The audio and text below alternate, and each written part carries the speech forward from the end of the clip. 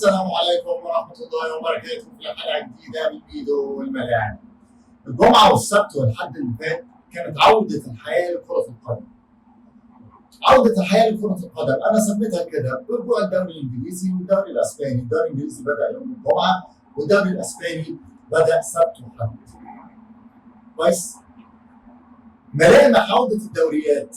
لو تفتكروا الحلقه اللي انا اتكلمت فيها على البري سيزون وقلت لكم ان البري سيزون مش بس الماتشات اللي بتتلعب قبل بدايه الدوريات اللي احنا بنتفرج عليها اللي بتتلعب في اليابان وفي ماليزيا وفي امريكا وغيره، لا، البري سيزون كل حاجه متعلقه بتحضير الموسم الجديد.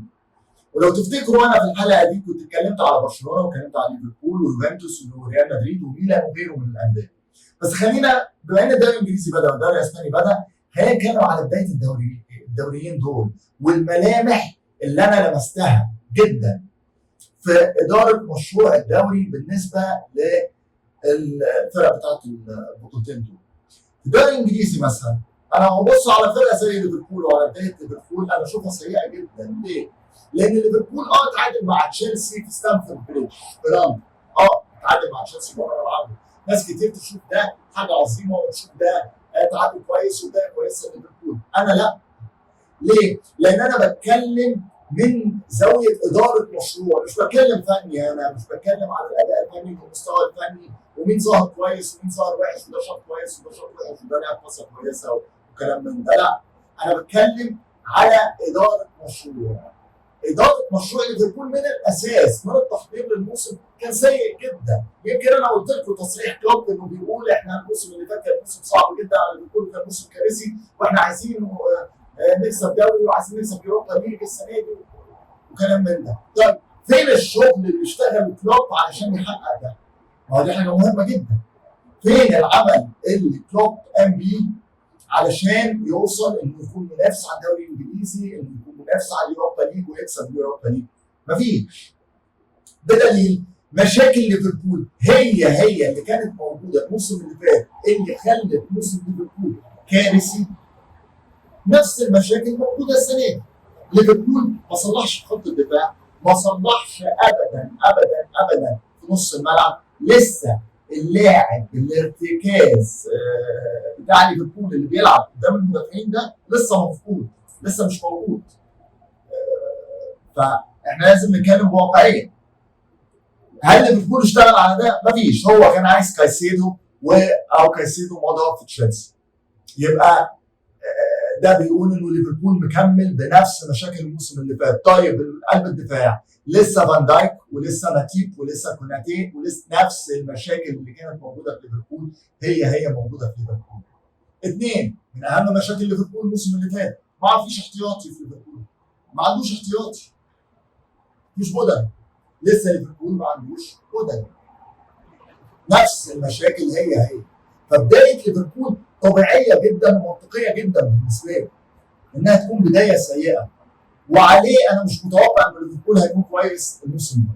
طيب ابص بقى على تشيلسي على عكس ما ناس كتير تشوفها بدايه سيئه انك متعادل على ملعبك، لكن لا، انا اشوف تشيلسي عالج حاجات كتير من المشاكل اللي كانت عنده الموسم اللي فات، سواء من ماتش تشيلسي وليفربول. شفنا احنا مش مشكله نص الملعب اللي كانت معرقه تشيلسي مثلا حته نص الملعب المهاجم، لا، كان في شكل للفريق لما كان بيبني هجمه وكان بيطلع الهجوم مع ليفربول كان في شكل لتشيلسي. ادي واحد. الحاجه الثانيه طبعا اللي هو تشيلسي الصفقه اللي عملها اللي هي كايسيدو هتحل له مشاكل كتير قوي. اللاعب اللي بينقل الكوره من المدافعين للمهاجمين او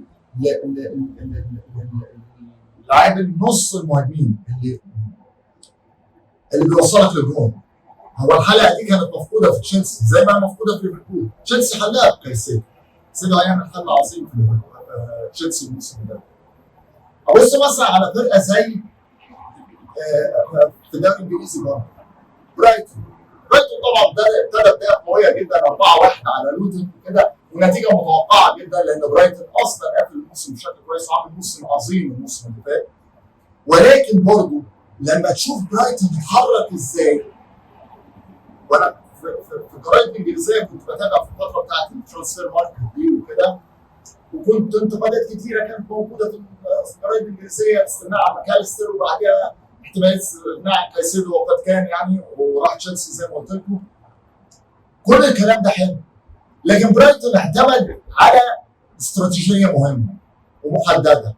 قال لك انا الموسم ده هعتمد فيه على لعيبه من تطلع من تحت من مدارس الناشئين بتوعي. انا عندي مدارس ناشئين كويسه وعندي ولاد كويسه، هيدخلوا الناس دي تملى المكان بتاع اي لعيب مشي. مش كده بدايه برايتون كانت كويسه بصرف النظر انه بيلاعب لوتن، ولوتن صعد من درجه ثانيه وكده، سيبك من المنافس، لكن شكل الفرقه يعني انا اتفرجت على ماتش برايتون عجبني جدا، لعب كوره حلوه قوي كويس. ده دليل ان الناس دي اشتغلت وعملت شغل عالي قوي في فتره التحضير للموسم، جهزت الموسم كويس، جهزت المشروع بشكل كويس. اروح الدوري الاسباني، فرقتين هتكلم عليهم في الدوري الاسباني عشان مهم جدا نتكلم عليهم، علشان انا قلت الكلام ده وقت في الحلقه بتاعت التحضير للموسم الجديد، قلت الكلام ده على الفرقتين دول واتاكدوا في اول اسبوع. بص لبدايه برشلونه، بص لبدايه ريال مدريد، وارجع لحلقه التحضير فن او فن التحضير كانت كويس. برشلونه رغم انه خد الدوري لكن موسمه كان سيء جدا الموسم اللي فات. خروج برشلونه الاوروبي مرتين، في المره الاولى من الشامبيونز ليج ولما خرج من اليوروبا ليج، بيقول ان برشلونه عنده مشاكل كتير، ما اشتغلش على اي حاجه. ما اشتغلش على اي حاجه تشاف، ما حلش اي مشكله في الفرقه. لسه نفس المشاكل بتاعت برشلونه، لسه برشلونه ما عندوش وينج كواليتي عاليه، كواليتي برشلونه، كواليتي الفرقه اللي بتنافس البطل الاسم العظيم ده، مفيش. تحديدا بتكلم على الوينج اليمين، لسه موجود انسو فاتي، لسه موجود نفس المشاكل بتاعت برشلونه، نفس المشاكل اللي في الدفاع على الباك اليمين، نفس المشاكل هي. ما عملتش اي شغل يا تشافي كانك مقتنع ان الفوز بالدوري الموسم اللي فات ماشي حاجه كويسه ان برشلونه رجع يكسب، بس كان تشافي مقتنع ان الفرقه دي قادره على انها تعمل حاجه كويسه وتعمل حاجه عظيمه الموسم ده. فكانت بدايه برشلونه شفتوه تعادل مع ختافي 0-0، رافينيا بيطرد، برشلونه بيقدم ماتش وحش جدا. او بالنسبه لي انا ده سيبكم الفنيات، انا بتكلم على التحضير. برشلونه ما حضرتش كويس، وانا قلت الكلام ده بعد ما برشلونه كسب 3-0 على ريال مدريد، الماتش اللي اتلعب في امريكا. انا كنت بكلم مع صاحبي وقلت له انا مش مستني حاجه من برشلونه، بكلم انا وصاحبي قلت له انا مش مستني حاجه من برشلونه، وصاحبي ده يعني بارسيلونيستا متعصب، قلت له انا مش مستني حاجه من برشلونه، والى حد كبير كان متفق معايا. دي بدايه برشلونه. اروح لمدريد واشوف ريال مدريد، بص البدايه الروعه، بتكسب بالباو 2-0 بره ملعبك بمستوى كويس. ليه؟ لان انا لو تفتكروا ريال مدريد اشتغل على موسمه صح، حضر موسمه صح، راح جاب بيلينغهام علشان هو ده الحلقه المفقوده عنده في نص الملعب، مع الاحتفاظ طبعا بتشواميني وكامافينجا ومودريتش وكروس كويس. ادي واحده. اثنين، جاب خوسيلو مهاجم، هو عايز حد راس حربه هداف برغم ان هو ما بيلعبش اساسي، بس هو عايز حد هداف في نفس الوقت لسه مش معروف، يتعرف في ريال مدريد، يبقى ستار في ريال مدريد. انشيلوتي راجل اشتغل على موسمه حلو جدا، خطط موسمه حلو جدا، فدي شايفين النتيجه، بقيت ريال مدريد هايله. ونفس صديقي اللي انا كلمت معاه على برشلونه، انا هو قلنا نفس الكلام ده على ريال مدريد، وقلنا ريال مدريد هيبقى موسمه روعه. احنا كنا متوقعين ده في نفس اليوم بالمناسبه اللي برشلونه كسبت فيه ريال مدريد 3-0 كويس. انا بتكلم هنا يعني احنا بنتكلم على دوريين شويه ملامح بس. ليه؟ الدوريين اللي بدأوا يعني كويس.